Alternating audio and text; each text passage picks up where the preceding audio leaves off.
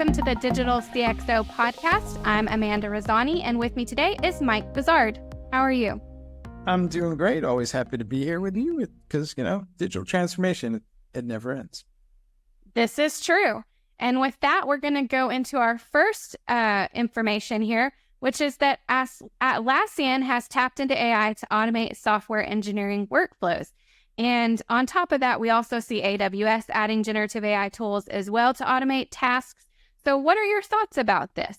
So here's an interesting thing that seems to be going on. I mean, AWS kind of previewed this last year, but didn't really explain how it works.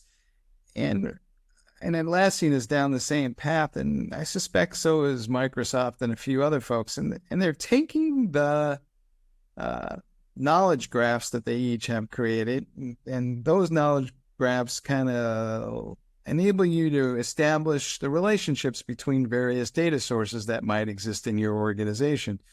And then you can take that and feed that into a database that understands some sort of vector capability, which will then automatically expose that to a large language model to enable you to launch queries against that in natural language, and you'll get an output of a recommendation or a summary or whatever it is that you're looking for. The interesting thing about all this is it can now all be done without having to have a bunch of data engineers sitting in the middle of that process. So now I can just tell the prompt that I want to use this data and all related data to be exposed to the LLM to create some sort of request, and it will automatically come back. And so that's kind of an interesting first piece of it. The second piece of it is that the LLMs themselves are increasing the number of parameters they have, and as that increases, so does the reasoning capability. So the LLMs are able to now understand a series of related tasks and execute them. So if you go to them and say, build me a website, it can.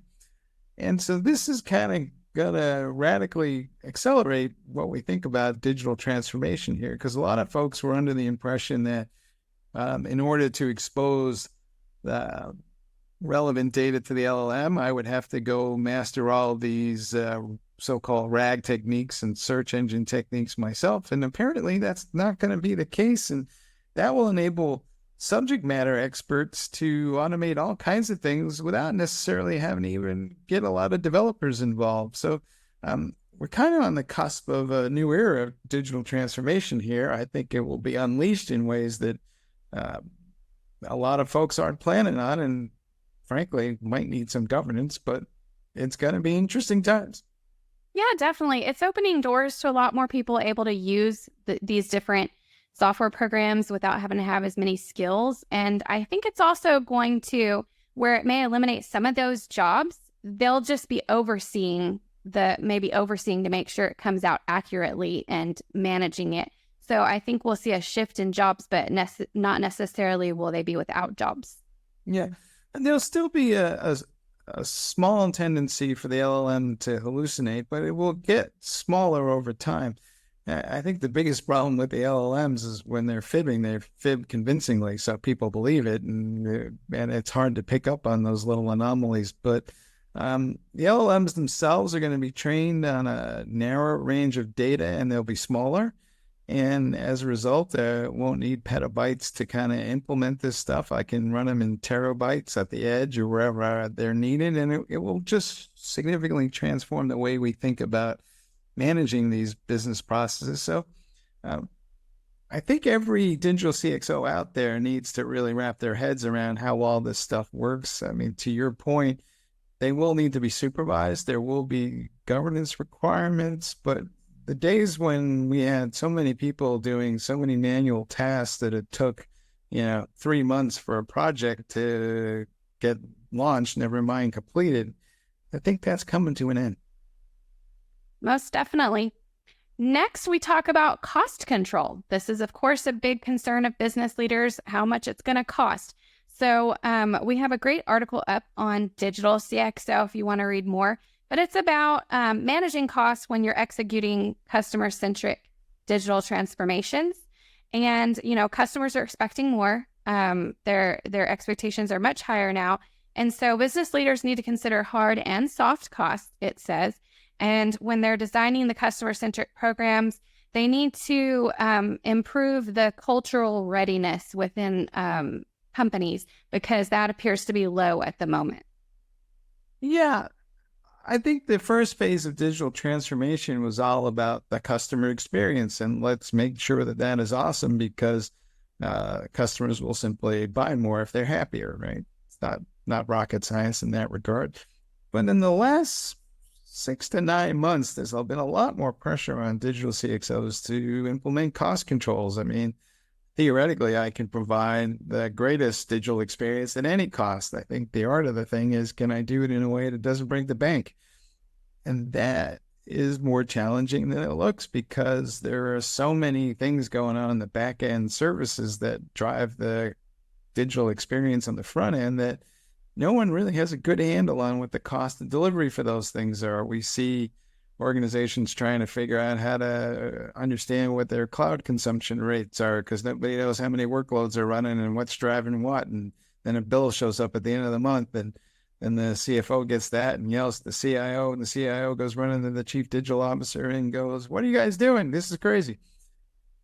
I think ultimately the digital CxO needs to take a little more ownership of this process here, because, if you're the one enjoying the meal, you should pick up the check. Yeah, and plus there are just so many tools and so many platforms available, and so many different vendors vying for attention. So it might be a little overwhelming to understand exactly what's needed, and to kind of narrow it down to just what's needed and get that return on investment. Yeah, and your point is well taken. Who knows how many actual back-end services and APIs are being invoked to deliver any given digital service? All those things have a cost, and they're not free. So somebody needs to understand what that is, and make some sort of ROI argument that the business can understand, because otherwise we're going to have a backlash from the business side who's going to say, the cost of delivering these great digital experiences is far higher than it's worth. So this is a problem. Yes. So next, we are going to talk about digital transformation coming to healthcare. And, we've seen this in fintech already. And now we have what's called health tech, as health facilities try to digitally transform their processes and offer virtual care and assistance. We're seeing that more and more. So what are you hearing out from business leaders when it comes to navigating the digital transformation in the healthcare world? All right. Well, this is one of these, from your lips to my doctor's ears. I sure hope that happens. We've talked about this subject in the past, and digital healthcare progress is limited, to be kind. A lot of it is just kind of, we've, slapped a mobile front end on a back end process that is governed by electronic medical records that are rigid and difficult to use, and therefore don't lend themselves to a lot of agility. There's clearly a lot of re-entering of data, and in my experience, every time medical data is re-entered, the probability that it's wrong is high. And that leads to all kinds of unfortunate consequences, from people wasting hours in a doctor's office to somebody potentially dying because the wrong thing was prescribed. This is, honestly, it's a mess, and it's not necessarily the fault of our medical staff. It's just that the back-end systems that were put in place to support them just don't do the job. I mean, I think we kind of need to take a giant step back and say, okay, well, if healthcare is a priority, and we want to reduce the cost of healthcare, and we also want everybody to have a better experience, all this stuff starts with a conversation around IT and workflows and things that digital process managers should be all over. And yet, we're talking about, quote unquote, health tech like it's a new thing. We've been talking about healthcare and IT for 4 or 5 decades. I think the first conference I ever went to in this sector is still running out there, and everybody shows up, but I don't know. I just don't feel like enough progress is being made. Yeah, this is true for it to have been spoken about for this long. And it seems to me like there would be more advancement then, because I, for one, I still go to the same doctor's offices every year and have to continuously fill out this tablet. So it's like, okay, wow, it's digital because it's on a tablet, but I'm filling out all the same stuff over and over again on the tablet. It's not much less time than filling out paperwork. So it's like, where's that digital transformation for me, the customer, the patient? Yeah, I wish that, somebody sitting in the Oval Office would make this like a priority, because it's the kind of thing where it touches everybody, everybody experiences, and everybody goes home with the same kind of, muttering, to be kind. And it just could be a better way of thinking about this, but maybe we need to make it a national priority, because it's not happening of its own accord. Yep. So next, there's another really interesting article on digital CxO, and it pinpoints one big factor that business leaders are not looking at and are neglecting, which is the content management system. And it argues that having an excellent content management system in place is the weapon for business growth. So what do you have to say? I totally agree with this article, and I urge everybody to read it, because so much of what we try to do around digital transformation is, we're trying to mess around with systems of record and systems of collaboration. But at the end of the day, most of what this is about has to do with digital media. Now, I'm going to say content management system broadly. That includes, all the stuff you use to manage your websites. It includes all those digital assets. It includes all the video, all the audio, all the social media stuff, and you can wrap that up into a single system to manage that experience on behalf of the end customer. And yet, it's probably the thing we pay the least amount of attention to. But I would argue, almost everything that we do at TechStrong revolves around that content management system we have. And these days, people are creating quote unquote headless ones, so I can build an app that sits on top of the CMS and does all kinds of amazing things. And the cool thing about it is all the assets, all the data, and all the stuff that I already need is an API call away. So I'm kind of like, part of my soul is just, maybe I'm too close to it. And, I live inside a content management system, but I'm kind of baffled as to why the rest of the world is still having this conversation. Yeah, it is really interesting, especially when that makes it so much easier. When the access is that much easier, everything speeds up and more efficient, better returns. So it would seem like it would limit confusion and reduce the amount of time. Yep. You would be amazed how much progress can be made on a particular digital initiative just by kind of going back to the core systems and saying, what exactly drives this and how can we tweak it? Because there's a tendency to over-engineer. Sometimes we already have the core tools we need. We're just not using them properly. Definitely. So last on the list, and this is really fun, I'd love to go visit, but One Times Square skyscraper has just gone next gen with, they converted the entire building, which didn't actually have anything in it before, and now it's a big augmented reality experience, and you get a virtual tour. And we're seeing this a lot across in many different buildings around the world, and it's really changing the travel and tourism industry. I'm not sure where I feel about all this. So part of my soul is kind of like, well, part of the experience of going to something like, I don't know, the Grand Canyon was to see the natural thing as it was. And now if I'm going to go see the augmented reality version of the thing, well, do I really need to go there to do that, or can I do that at home?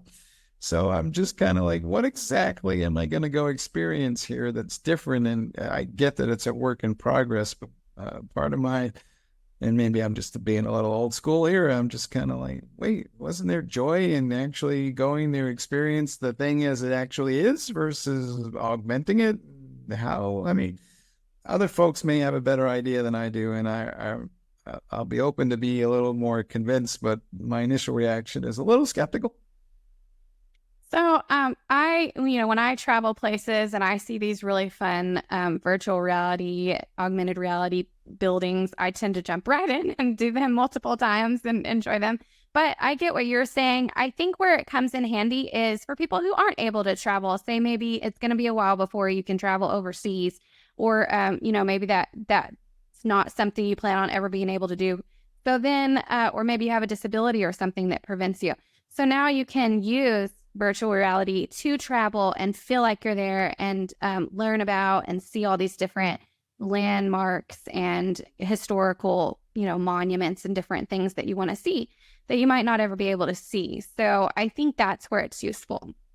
I'll give you an example where I think it might be pretty awesome. And I know that there's some folks probably working on this already, but so in theory, people visit battlefields all the time. It seems to be, a thing in the Civil War set, and you can go to Gettysburg and all these other places, but, you can't actually see the battle play out. You can kind of imagine it because you get it. And the more you know about what happened there, the more you can do that. But imagine you had some augmented reality capability and you could actually have that battle play out while you're on the battlefield itself, so you could actually see where the land is and the various hills. That could be interesting, but I don't know if I need to go to Gettysburg to do that if I have this thing, or if this is just something on top of that. So it's going to be interesting times, but who knows? Maybe, we'll all wind up going to Waterloo sometime and the whole thing will just play out in these goggles that we're wearing around.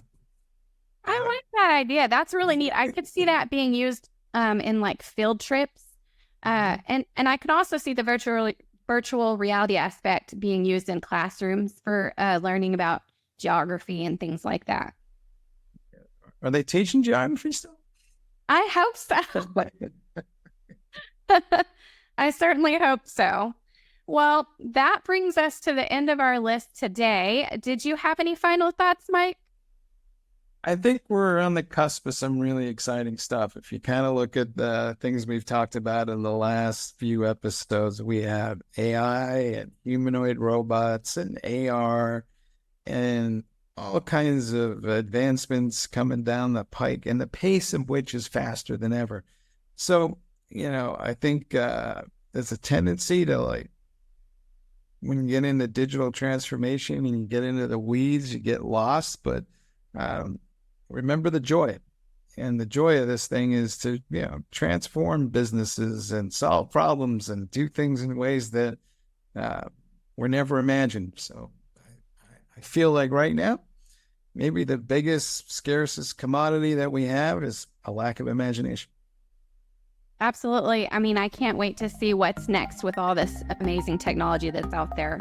So with that being said, thank y'all, the audience, for tuning in, and stay tuned next week. We'll have more for you. See y'all later.